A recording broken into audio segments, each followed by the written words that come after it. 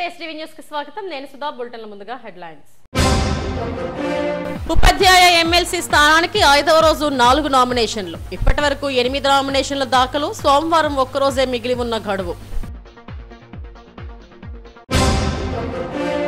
బాల కార్మిక వ్యవస్థ నిర్మూలనకు ప్రతి ఒక్కరూ కృషి చేయాలి. అవగాహన ర్యాలీలో జేసీఎల్ రామారావు, సిఆర్సీ సభ్యుడు సీతారాముల పిలుపు. విశాఖ స్టీల్ ప్లాంట్ కు సొంత గనులు సాధించేలా రాజ్యసభలో గలం విప్పుతా. ఎంపీ గొల్ల బాపురావు వెల్లడి. వాల్తెర డివిజన్ మొత్తాన్ని దక్షిణ కోస్తా రైల్వే జోన్ లో కలపాలి. సిపిఎం జిల్లా కార్యదర్శి జగ్గునాయుడు డిమాండ్. ఉత్తరాంధ్ర ఉపాధ్యాయ ఎమ్మెల్సీ స్థానానికి పీఆర్టీయూ మద్దతుతో బరిలోకి దిగిన మాజీ ఎమ్మెల్సీ గాదె శ్రీనివాస నాయుడు నామినేషన్ దాఖలు చేశారు. తన మద్దతుదారులతో భారీ ర్యాలీగా కలెక్టరేట్ కు చేరుకున్న ఆయన జిల్లా ఎన్నికల రిటర్నింగ్ అధికారి కలెక్టర్ హరీంద్ర ప్రసాద్ కు నామినేషన్ పత్రాలు అందజేశారు. కలెక్టర్ శ్రీనివాసుల నాయుడుతో ప్రమాణం చేయించారు. పలు ఉపాధ్యాయ సంఘాల మద్దతుతో ఆయన భారీ ర్యాలీ నిర్వహించారు. ఉపాధ్యాయ అధ్యాపకుల సంక్షేమమే లక్ష్యంగా పనిచేసేందుకు మరోసారి ఎన్నికల బరిలో నిలిచారని అభ్యర్థి గాదె శ్రీనివాసుల నాయుడు తెలిపారు. గతంలో 2 దఫాలుగా ఎమ్మెల్సీగా పనిచేసిన హయాంలో అందరినీ కలుపుకుంటూ పోయారని చెప్పారు. అప్పట్లో ఉపాధ్యాయుల సమస్యల పరిష్కారానికి చిత్తశుద్ధితో పనిచేశామని చెప్పారు. తనకు మరో అవకాశం ఇస్తే మరింతగా ఉపాధ్యాయ వర్గానికి మేలు చేసేందుకు కృషి చేస్తారని చెప్పారు. గణపతి గారు మరియు ఎస్ఎల్టీఏ ఎస్టీయు ఉత్తరాంధ్ర కన్వీనర్ మరియు రాష్ట్ర నాయకులైనటువంటి మా పైడిరాజు గారు మరియు రాష్ట్ర పీఆర్టీయూ గౌరవ అధ్యక్షులు మరి రాజశేఖర్ గారు తదితర మిత్రబృందానికి చాలామంది అంటే పర్మిషన్ 5కే ఉంది కాబట్టి మిగతా సంఘాలన్నీ మరి పాప అవకాశం కల్పించడం ఈ అందరూ కూడా మద్దతు ఇచ్చారు. అందరి ఎజెండా ఒకటే. ఇన్ని సంఘాలు గాదె శ్రీనివాసుల నాయుడుగా నాకు మద్దతు ఇవ్వడానికి ఒకే ఒక కారణం, తీరని నిరాశ కలిగించే అంశం. దానికి కేంద్రం యూపీఎస్ అంటుంది, రాష్ట్రం జీపీఎస్ అంటుంది. సో సిపిఎస్ రద్దుకి తప్ప యూపీఎస్ జీపీఎస్ పరిష్కారం కాదు, ప్రత్యామ్నాయం కాదు. కాబట్టి సిపిఎస్ రద్దే ధ్యేయంగా నేను ముందుకు వెళ్తానని మీ ద్వారా తెలియజేసుకుంటున్నాను. ఉపాధ్యాయులకి సంబంధించినటువంటి అంశాల్లో మరొక ముఖ్యమైన అంశం, మరి అన్ని మేనేజ్మెంట్లో కూడా అనేక సంవత్సరాలుగా కాంట్రాక్ట్ లెక్చరర్లుగా, అదేవిధంగా డిగ్రీ కాలేజీలో పార్ట్ టైం లెక్చరర్గా, అవుట్సోర్సింగ్గా రకరకాల విధానాలతో మరి అందరూ కూడా ఉన్నారు. మరి వీరందరికీ కూడా గత ప్రభుత్వంలో జీవోలు కూడా ఇచ్చున్నాయి. మరి ఆ జీవోల ప్రకారంగా వారికి న్యాయం చేయడం కోసం, నేను రెగ్యులర్ చేయడం కోసం కూడా నేను కృషి చేస్తానని, అలాగే స్కూల్ అసిస్టెంట్లు ఏదైతే 40% కోటా మాకు జేఎల్స్ ప్రమోషన్స్కి ఉన్నదో ఆ 40% కోటా స్కూల్ అసిస్టెంట్లకి, ఆ రిమైనింగ్ 50% డిఆర్ కోటాలో మరి కాంట్రాక్ట్ లెక్చరర్స్కి రెగ్యులర్ చేసే కార్యక్రమం ఈ 2 కూడా చేస్తాను. అయితే అటు కాంట్రాక్ట్ లెక్చరర్స్కి కానీ ఇటు స్కూల్ అసిస్టెంట్లకు కానీ ఎక్కడ కూడా తేడా లేదు. ఎవరి కోటాలో వాళ్ళు రెగ్యులర్ అవుతారని నేను ఆ కార్యక్రమం చేస్తాను తెలియజేసుకుంటూ, ఆనందంగా ప్రాతినిధ్యం ఇస్తూ నేను ముందుకు తీసుకెళ్లే బాధ్యతని నేను తీసుకొని, ప్రధాన లక్ష్యం ఉపాధ్యాయుల్లో అపరిష్కృతంగా ఉన్నటువంటి సమస్యలు ఏవైతే పేరుకుపోయాయో ఈ 6 సంవత్సరాల్లో అవన్నీ కూడా నేను తీర్చడం, ప్రాథమిక సభ్యుడికి సామాన్య ఉపాధ్యాయుడికి కూడా అందుబాటులో ఉండడం, ఎవరికి ఏ ఉపాధ్యాయ కుటుంబంలో కష్టం వచ్చినా నష్టం వచ్చినా నేను అన్నదమ్ముడిగా మా సంఘాల మద్దతుతో వారికి సాయం చేయడం, ఇలాగా ఉత్తరాంధ్రలో కాదు రాష్ట్రం మొత్తం మీద నా ఉపాధ్యాయ లోకానికి నేను తోడుగా ఉండాలని మంచి సంకల్పంతో ఈరోజు నామినేషన్ వేశాను. దానికి విశేషమైనటువంటి స్పందన వచ్చింది. ఈరోజు ఒక్క పిలుపుతో ఈరోజు వేలాది మంది నా ఉపాధ్యాయ కుటుంబాలన్నీ కూడా వచ్చి ర్యాలీలో పాల్గొని ర్యాలీని కూడా విజయవంతం చేశారు. వారందరూ కూడా పేరు పేరున నా ఉదయపూర్వక ధన్యవాదాలు. మరి వీళ్ళందరూ ఏ నమ్మకంతో అయితే ఈరోజు నన్ను కావాలని కోరుకుంటున్నారో మరి వారందరూ ఆశలు ఆకాంక్షలు నేను ప్రమాణపూర్వకంగా నెరవేరుస్తానని మీ ద్వారా తెలియజేసుకుంటున్నాను. బాల కార్మిక వ్యవస్థ నిర్మూలనకు ప్రతి ఒక్కరూ కృషి చేయాలని బాలల హక్కుల కమిషన్ సభ్యుడు Gondu Sitaram, joint labour commissioner N రామారావులు కోరారు. బాల కార్మిక వ్యతిరేక దినోత్సవం సందర్భంగా అక్కేపాలెంలోని కార్మిక శాఖ కార్యాలయం నుండి అవగాహన ర్యాలీ నిర్వహించారు. పలు పాఠశాలల విద్యార్థులు ఈ ర్యాలీలో పాల్గొన్నారు. బాలబాలికలతో వెట్టి చాకరీ పనులు చేయించడం చట్టరీత్యా నేరమని అన్నారు. ఇటీవల కాలంలో వెట్టి చాకరీ తగ్గుముఖం పట్టిందని, అయినా మరింత అవగాహన కల్పించాల్సిన అవసరం ఉందని వక్తలు చెప్పారు. మానవ అక్రమ రవాణా పెను సవాలుగా మారిందన్నారు. సామాజిక బాధ్యతగా ప్రతి ఒక్కరూ వెట్టి చాకరీ, మానవ అక్రమ రవాణా నిర్మూలనకు కృషి చేయాల్సిన అవసరం ఉందని చెప్పారు. అలాగే తల్లిదండ్రుల్లో కానివ్వండి, సమాజంలో కానివ్వండి, జేసీఎల్ గారు కానీ డీసీఎల్ గారు చెప్పడం జరిగింది. తక్కువ వేతనంతో పని చేయించుకోవచ్చు పిల్లల్ని అనే ఒక దరిద్రమైనటువంటి ఆలోచన, దుర్మార్గమైనటువంటి ఆలోచనతో చాలామంది ఇంకా కొంతవరకు అంటే దాదాపు సిటీలో అయితే కనిపించట్లేదు, కానీ రూరల్కి వెళ్ళేటప్పటికి అక్కడక్కడ అడపదడప కనిపిస్తుంది. ఈ పరిస్థితుల్లోనే ఇలాంటి అవేర్నెస్ ప్రోగ్రాములు మరిన్ని చేపట్టాల్సిన అవసరం ఉంది. ముఖ్యంగా నేచర్ వంటి సంస్థలు, ఎన్జిఓ సంస్థలు కూడా విశాఖపట్నంలో విశేషంగా కష్టపడుతూ ఉన్నాయి. కాబట్టి బాల కార్మిక వ్యవస్థ అనండి, లేకపోతే బాలల హక్కులకు సంబంధించిన అంశాలు అనివ్వండి, లేదంటే వ్యక్తి చాకరీతాలకు ఏదైతే నిర్మూలన గురించి ఉందో ఇటువంటి కార్యక్రమాలు రాష్ట్ర ప్రభుత్వం చైల్డ్ రైట్స్ కమిషన్తో చేయడానికి కూడా ముందుకు రావాలని మనస్ఫూర్తిగా ఆహ్వానిస్తూ ధన్యవాదాలు. ఈ బాల కార్మిక వ్యవస్థని దూరం చేయాలి, విద్యకు దగ్గర చేయాలి. అందరినీ విద్య ఇచ్చినట్లయితే వాళ్ళు జీవితంలో స్థిరమైనటువంటి నిర్ణయాలతో మంచి భవిష్యత్తు తీసుకొని మంచి పౌరులుగా తయారవుతారు. అయితే మన విద్యా వ్యవస్థలో ఇక్కడ మన పట్టణాల వరకు చాలా అవేర్నెస్ ఉంది, దీన్ని కంటిన్యూ చేయాలి. అయితే ఇక్కడ కూడా ఆన్లైన్ లెవెల్ సిస్టమ్ అక్కడక్కడ కనిపిస్తూ ఉంది. ఏ విధంగా అంటే 10 గంటల్లో 12 గంటలు పని చేపిస్తున్నారు. అట్లా విధంగా కనీస వేతనాలు కూడా తక్కువ ఇస్తున్నారు. ఈ 2 రకాలుగా ఎక్కడైనా ఇబ్బంది వచ్చినట్టయితే మరి కార్మిక శాఖ తెలియజేసినట్లయితే తగిన చర్యలు తీసుకొని ఆన్లైన్ లేబర్ సిస్టాన్ని రిలీజ్ చేయడానికి మేము కృషి. అన్ని ఎన్జిఓస్కి, స్కూల్ పిల్లలకి, అలాగే child rights commission member Sitaram గారికి, మరి ముఖ్యంగా ఈ ప్రోగ్రామ్ని ఇలాగా చెయ్యాలి అని చెప్పేసి ఒక అవేర్నెస్ క్రియేట్ చేయాలి అందరికీ అని ఇన్స్ట్రక్షన్స్ ఇచ్చిన మా జేసీఎల్ గారికి, మా డిపార్ట్మెంట్ వాళ్ళందరికీ ధన్యవాదాలు. మీ పేరు చెప్పండి madam. Sunitha, deputy commissioner. Steel ప్లాంట్కు సొంత గనులు రావడానికి పెద్దల సభలో తన వాణిని వినిపిస్తానని ఎంపీ గొల్లా బాబురావు అన్నారు. గాజువాక ప్రాంత అభివృద్ధికి తన వంతు కృషి చేస్తానని హామీ ఇచ్చారు. నడుపూరు సంకటమోచన గణపతి ఆలయాన్ని దర్శించుకోవడం భాగ్యంగా భావిస్తున్నానని వైసీపీ ఎంపీ గొల్లా బాబురావు అన్నారు. ఆలయంలో నిర్మించిన ధ్వజస్తంభం, మృత్యుంజయ శివాలయాన్ని మాజీ ఎమ్మెల్యే తిప్పల గురుమూర్తిరెడ్డితో కలిసి దర్శించుకుని ప్రత్యేక పూజలు చేశారు. ఏపీలోనే 2వ దేవాలయంగా ఈ ఆలయం విరాజిల్లుతుందని చెప్పారు. ఈ కార్యక్రమంలో ఇంటక్ జాతీయ ప్రధాన కార్యదర్శి మంత్రి రాజశేఖర్, ఆలయ కమిటీ అధ్యక్షుడు నరసింహమూర్తి, శంకర్ నారాయణ, సింహగిరి ఆసుపత్రి ఎండి డాక్టర్ కళ్యాణ్ తదితరులు పాల్గొన్నారు.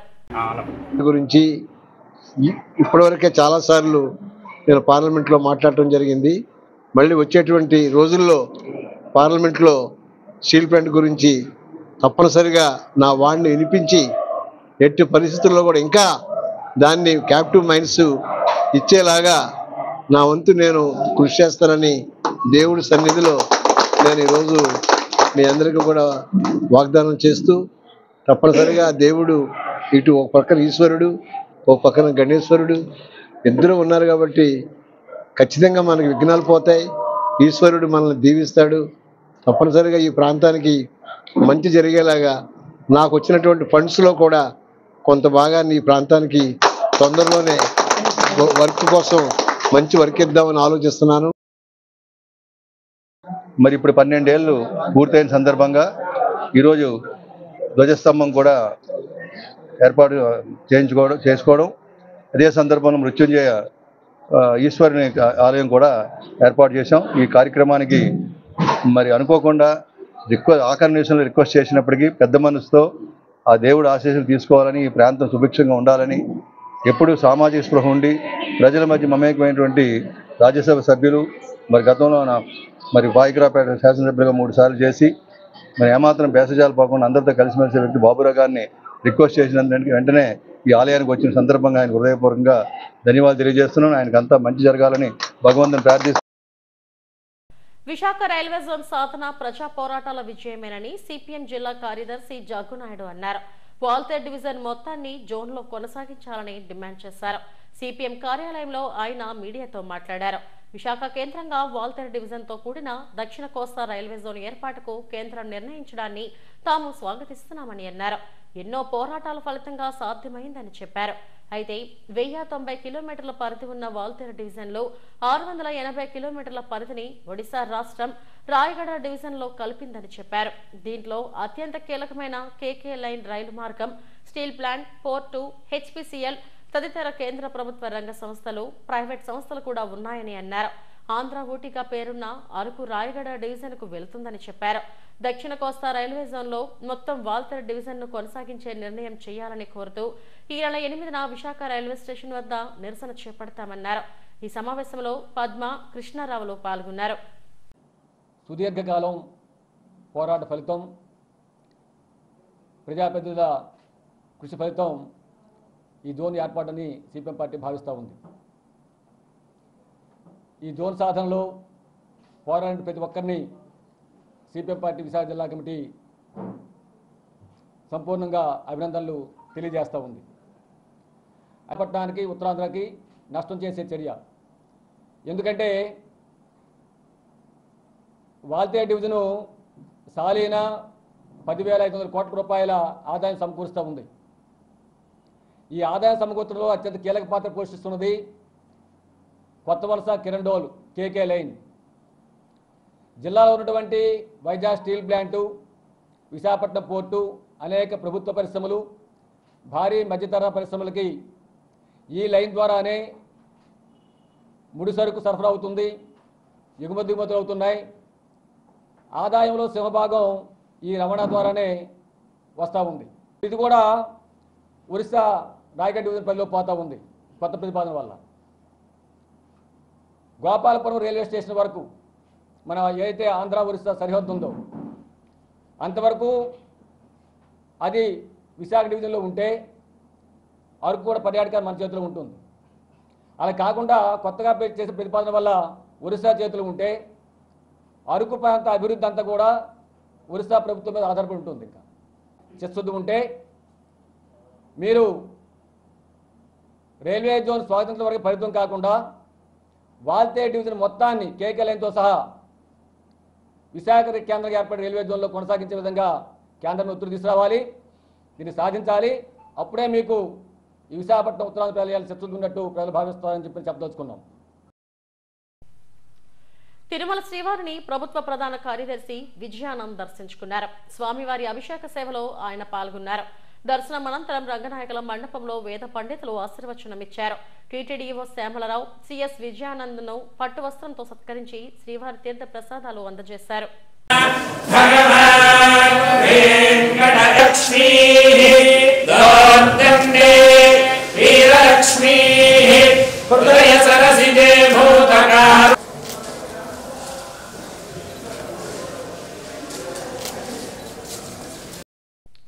ఉత్తరాంధ్ర ఉపాధ్యాయ ఎమ్మెల్సీ స్థానానికి ఎస్సీ ఎస్టీ టీచర్స్ ఫెడరేషన్ రాష్ట్ర గౌరవ అధ్యక్షుడు పోతల దుర్గారావు నామినేషన్ వేశారు. తన మద్దతుదారులతో కలెక్టరేట్ కు వచ్చిన ఆయన రిటర్నింగ్ అధికారి హరేంద్ర ప్రసాద్ కు నామినేషన్ పత్రాలు అందజేశారు. అంబేద్కర్, పూలే ఆశయాలకు అనుగుణంగా ఉపాధ్యాయుల సమస్యల పరిష్కారానికి కృషి చేస్తారని దుర్గారావు అన్నారు. ఈ ఎన్నికల్లో తనను ఆశీర్వదిస్తే ఉపాధ్యాయులు ఎదుర్కొంటున్న సమస్యలపై బలమైన వాణి వినిపించి పరిష్కరిస్తానని చెప్పారు. 35 ఏళ్లుగా తాను ఉపాధ్యాయ వృత్తిలో ఎన్నో సేవలు అందించారని తెలిపారు. టీడీపీలో కూడా కీలకంగా ఉన్న తనను పక్కన పెట్టారని, అయితే ఉపాధ్యాయుల మద్దతుతో విజయం సాధిస్తానని ధీమా వ్యక్తం చేశారు. సర్వీస్ చేసి కొన్ని వేల మందికి సేవలు అందించాము. ముఖ్యంగా అణగారిన వర్గాల వారికి, ఎస్సీ ఎస్టీ బీసీ మైనారిటీస్ కోసం ఆ రోజుల్లో 1990లో అణగారిన వర్గాల హక్కుల కోసమని నేనే ఎస్సీ ఎస్టీ టీచర్స్ ఫెడరేషన్ ఉమ్మడి రాష్ట్రంలో స్థాపించాము. ఆ ఉమ్మడి రాష్ట్రంలో స్థాపించింది నేటికి కొనసాగుతూ ఉంది. అది దిగ్విజయంగా ఎస్సీ ఎస్టీ బీసీ మైనారిటీస్కి చాలా హక్కుల్ని సాధించాము, అందించాము. కూటమి ప్రభుత్వం అసలు నాకే మద్దతు ఇవ్వాలి, నేనే తెలుగుదేశం కూటమి కుటుంబ సభ్యుల్లో నాకు సభ్యత్వం కూడా ఉంది. కాకపోతే నేను దళితుడిని కాబట్టి, నా దగ్గర డబ్బులు లేవు కాబట్టి నన్ను ఓవర్టేక్ చేశారు. అంత మాత్రాన ఉపాధ్యాయులు నా సేవలకు మెచ్చి తప్పనిసరిగా నన్ను గెలిపిస్తారు. నాకు తప్పనిసరిగా విజయం చేకూరే అవకాశం కూడా ఉంది. సైలెంట్గా ఉన్నారు. గత ప్రభుత్వంలో ఓటర్ ఎట్లాగైతే సైలెంట్గా ఉండి రిజల్ట్ ఇచ్చాడో అదే రిజల్ట్ మాకు వస్తుందని మేము భావిస్తున్నాము. లేని ఒక రూలు రైము లేనటువంటి సర్వీసెస్ ఇస్తున్నారు. కస్తూరిబా స్కూల్స్ అయితే అందరూ ఆడపిల్లలే. ఆ మహిళా సాధికారత అంటున్నారు. మహిళా విద్యని ప్రగతి కోసం మాట్లాడుతున్నారు. మహిళా ఆడపిల్లలు తయారు చేసుకున్న స్కూల్స్లో ఏ ఒక్కరికి కూడా పరిపూర్ణమైనటువంటి జీతం లేదు, ఒక టైం స్కేల్ ఇంప్లిమెంటేషన్ లేదు, ఒక సర్వీస్ రూల్స్ లేవు, ఒక 010 పద్ధతి కింద జీతాలు లేవు. అనేక రకమైన సమస్యలు ఉన్నాయి. గవర్నమెంట్ టీచర్స్కి అయితే ప్రభుత్వం ఇచ్చినటువంటి 117 జీవో లేకపోతే ఏకీకృత సర్వీస్ రూల్స్ మన వాళ్ళు మాట్లాడుతున్నారు. అన్యాయం జరిగితే అక్కడ వాలిపోవడమే మా బాధ్యత. విద్యారంగాన్ని నేను అత్యున్నత స్థానానికి తీసుకెళ్ళి ప్రజా సమస్యలతో పాటు విద్యారంగ సమస్యలు, విద్యార్థులకు, పాఠశాలకు, ఉపాధ్యాయులకు సర్వీస్ విషయమైన విషయాలు అయితేనేమి, ఆర్థిక విషయాలు అయితేనేమి నేను తప్పనిసరిగా పనిచేస్తాను.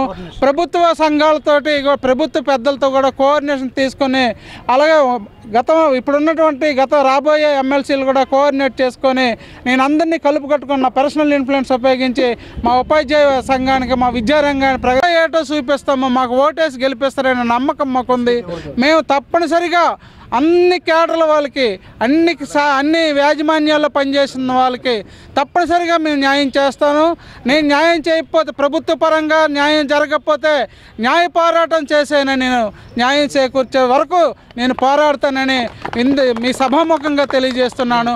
ఉపాధ్యాయులందరూ నన్ను ఆశీర్వదించి irrespective of unions and caste and cadre పక్కన పెట్టి నాకు గెలిపించాలని వినయపూర్వకంగా తెలియజేసుకుంటాను. జై భీమ్. రాష్ట్రంలో తొలిసారిగా విశాఖ పోర్ట్ స్టేడియంలో స్నో స్టేషన్ ఏర్పాటు చేయడం ఆనందంగా ఉందని పోర్ట్ చైర్మన్ డాక్టర్ అంగముత్తు తెలిపారు. అక్కైపాలెంలోని విశ్వనాథ్ స్పోర్ట్స్ క్లబ్ లో ఏర్పాటు చేసిన స్నో స్టేషన్ ను ఆయన ప్రారంభించారు. బెంగళూరు, హైదరాబాద్, ఢిల్లీ, హైదరాబాద్ నగరాల్లో ఇలాంటి స్నో స్టేషన్లు ఉన్నాయని, తొలిసారిగా విశాఖలో ఏర్పాటు చేశారని తెలిపారు. కాశ్మీర్, డార్జిలింగ్ వంటి శీతల ప్రదేశాలకు వెళ్లకుండానే ఇక్కడ మంచు అందాలు తిలకించవచ్చని చెప్పారు. స్నో స్టేషన్ ను సందర్శించే వారికి మంచు కొండల్లో పర్యటించే అనుభూతి కలుగుతుందని తెలిపారు. ఈ కార్యక్రమంలో స్పోర్ట్స్ క్లబ్ ప్రతినిధులు, పోర్ట్ అధికారులు పాల్గొన్నారు.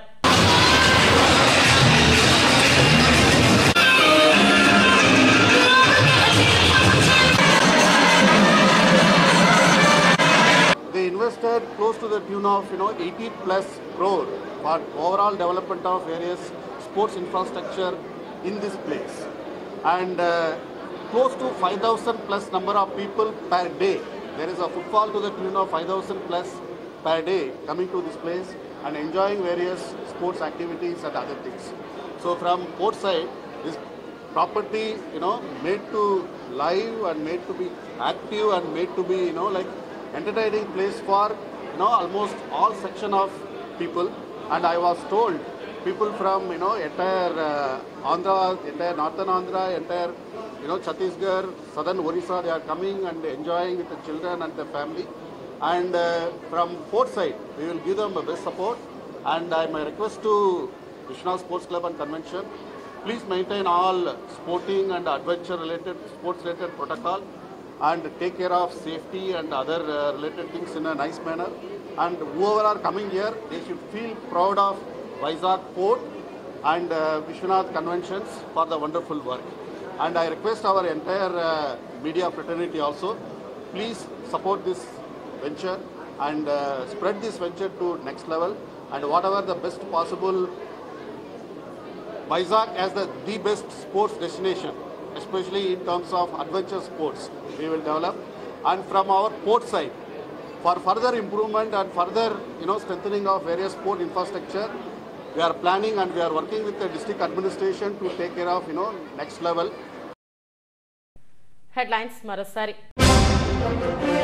ఉపాధ్యాయ ఎమ్మెల్సీ స్థానానికి 5వ రోజు 4 నామినేషన్లు. ఇప్పటి వరకు 8 నామినేషన్ల దాఖలు. సోమవారం ఒక్కరోజే మిగిలి ఉన్న గడువు. బాల కార్మిక వ్యవస్థ నిర్మూలనకు ప్రతి ఒక్కరూ కృషి చేయాలి. అవగాహన ర్యాలీలో జేసీఎల్ రామారావు, సిఆర్సీ సభ్యుడు సీతారాంల పిలుపు. విశాఖ స్టీల్ ప్లాంట్ కు సొంత గనులు సాధించేలా రాజ్యసభలో గలం విప్పుతా. ఎంపీ గొల్ల బాపురావు వెల్లడి. వాల్తేరు డివిజన్ మొత్తాన్ని దక్షిణ కోస్తా రైల్వే జోన్ లో కలపాలి. సిపిఎం జిల్లా కార్యదర్శి జగ్గునాయుడు డిమాండ్.